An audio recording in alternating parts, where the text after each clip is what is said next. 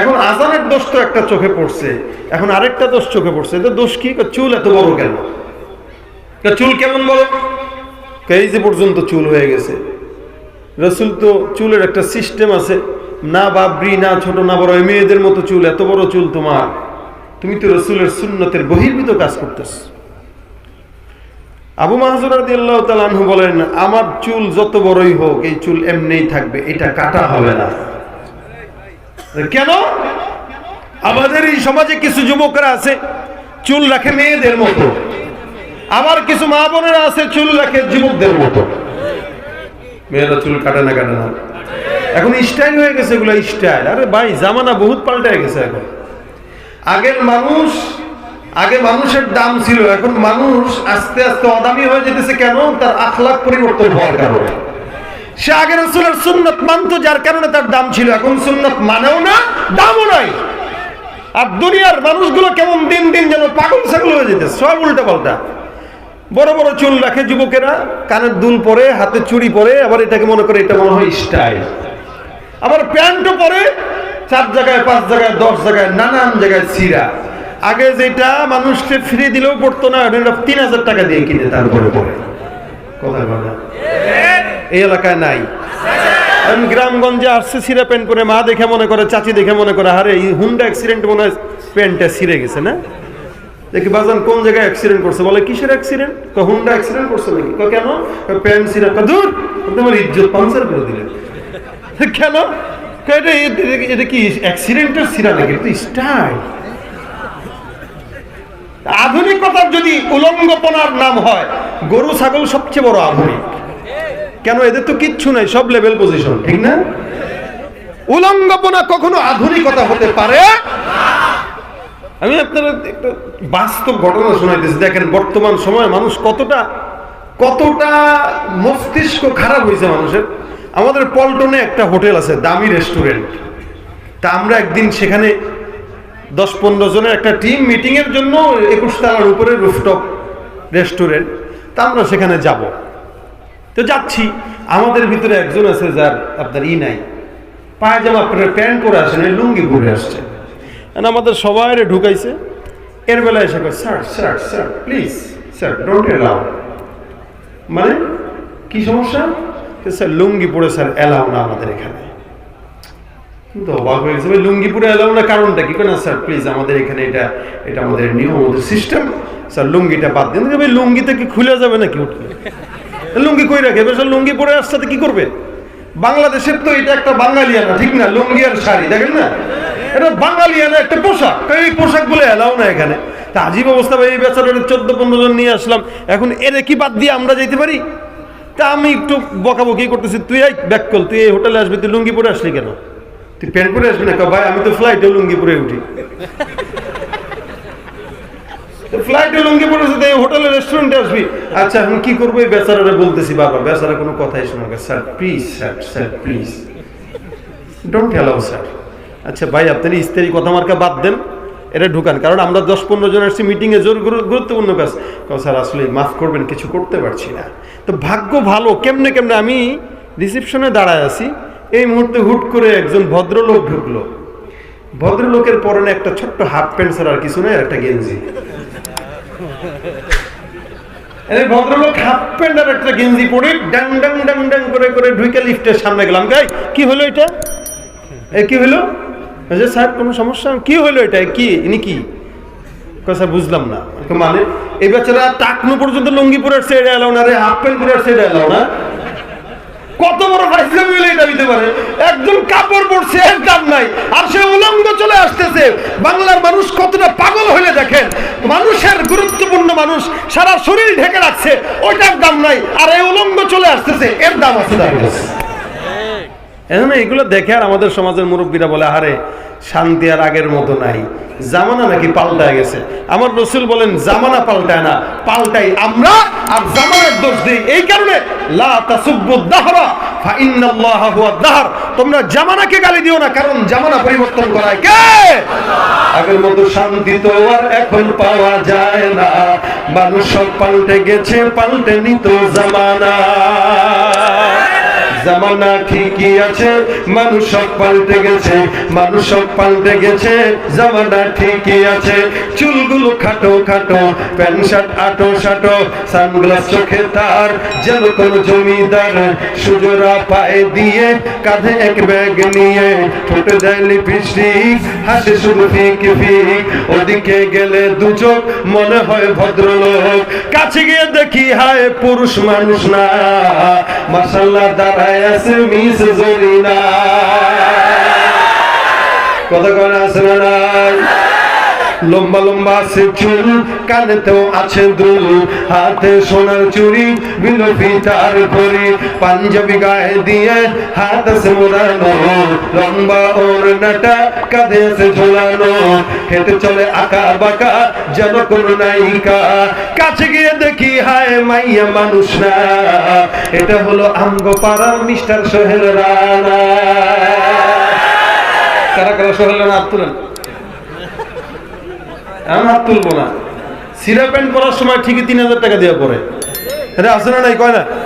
হ্যাঁ, এটা কি রাসূলের আখলাক নাকি বিধর্মীদের আখলাক? ওরা আমাদেরকে পোশাকের মাধ্যমে আমাদের ভিতরে অপসংস্কৃতি আর সুন্নাহ বিরোধী কার্যক্রম ঢুকায় দেওয়ার চিন্তা করে। দেখেন, এই জন্য চুল এটা যার জন্য শোভা পায়, যতটুকু সে ততটুকু রাখবে। মেয়েদের চুল বড় রাখলে এটা তার সৌন্দর্য, এটা সে রাখবে।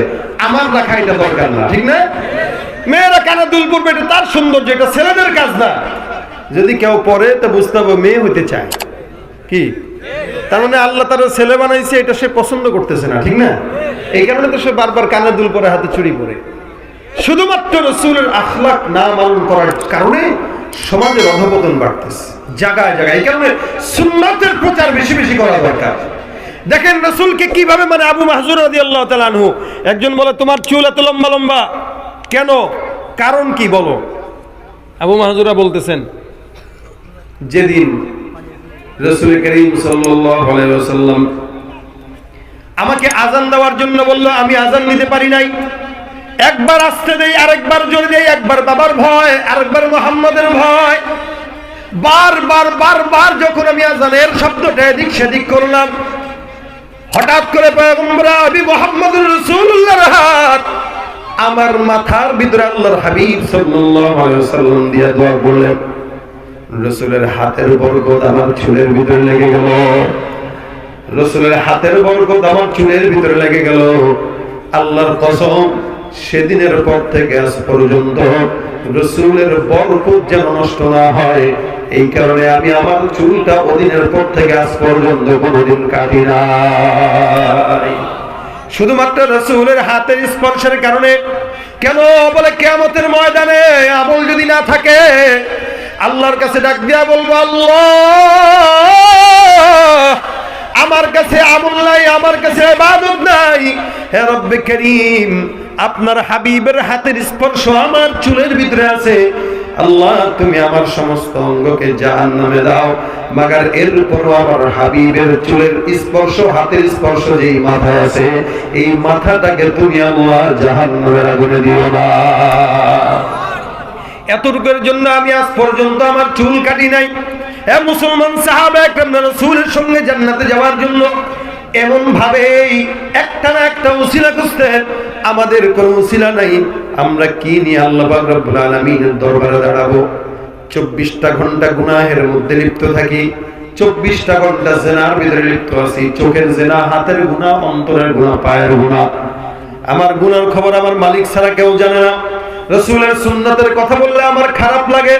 এ মুসলমান নবীর উম্মত, এই কারণে আল্লাহ পাক রব্বুল আলামিন বলেন, দুনিয়ার জমিনে কেউ যদি রাসূল করিম সাল্লাল্লাহু আলাইহি ওয়াসাল্লামকে পাইতে চায়, আমি আল্লাহকে পেতে চাই, ওই ব্যক্তিটা যেন অটোমেটিক পয়গম্বরকে অনুসরণ করে। কারণ পয়গম্বরকে অনুসরণকারী বান্দা অন্য কোনো কিছু লাগবে না, আমি আল্লাহর মহব্বত অটোমেটিক পেয়ে যাবে। সুবহানাল্লাহ ওয়া বিহামদিহি।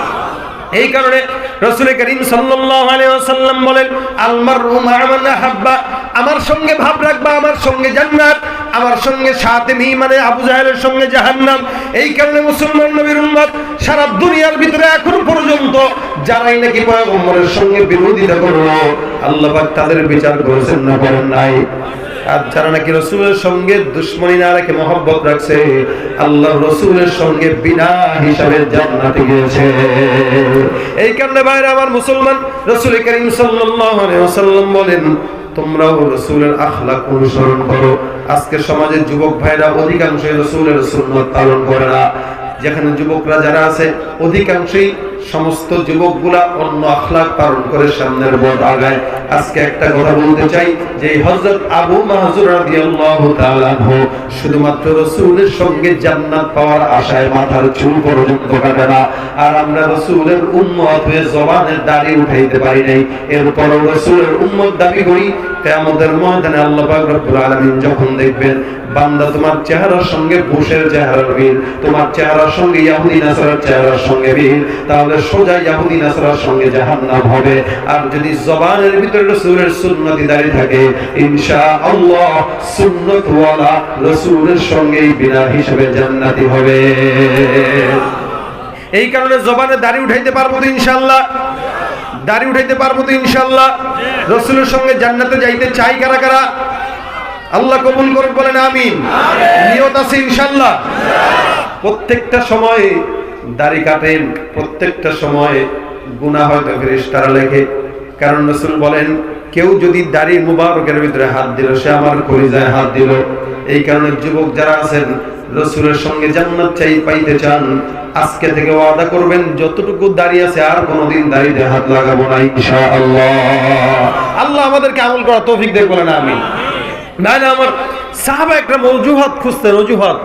এক একজন এক এক অজুহাতে জান্নাতে যাওয়ার চেষ্টা করছেন। আমাদের কোনো অজুহাতই নাই, চিন্তাই তো নাই আমি কি জান্নাতি হব, রাসূলের সঙ্গে যেতে পারবো কি পারবো না, এই চিন্তাটাই আমাদের দিলের ভিতরে নাই। যাব কিভাবে? মাহফিল আসলেন, শুনলেন, করলাম, আমিও করলাম, চলে গেলাম, আপনারাও আসলেন, শুনে চলে গেলেন। এটার দ্বারা লাভ নাই, এটার দ্বারা ফায়দা নাই। একজন মানুষ যদি এখান থেকে আজকে সুন্নত তোলা হয়ে যেতে পারেন ইনশাআল্লাহ পুরো আয়োজন সফল হয়ে যাবে। একজন যদি হয়, একজন। সব দুনিয়ার মানুষরা যে জান্নাতি হবে এটা কোনো বিষয় না। দুনিয়ার সবাই যদি হেদায়েত পায় তাহলে আবু জাহেল উতবা সাহেব তো থাকার দরকার নাই। একজন হেদায়েত পাবে, একজনের কারণে এলাকা উন্নয়ন হয়ে যায়।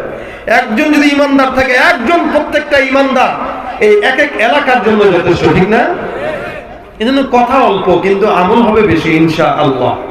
এই সাহাবী শুধুমাত্র চুল কাটেন নাই রাসূলের সঙ্গে জান্নাতে যাওয়ার জন্য, আর আমরা দাড়ি কেটে ফেলি। দাড়ি কাটা মানে কেমন যেন আল্লাহর সিদ্ধান্তের বিরোধিতা করা।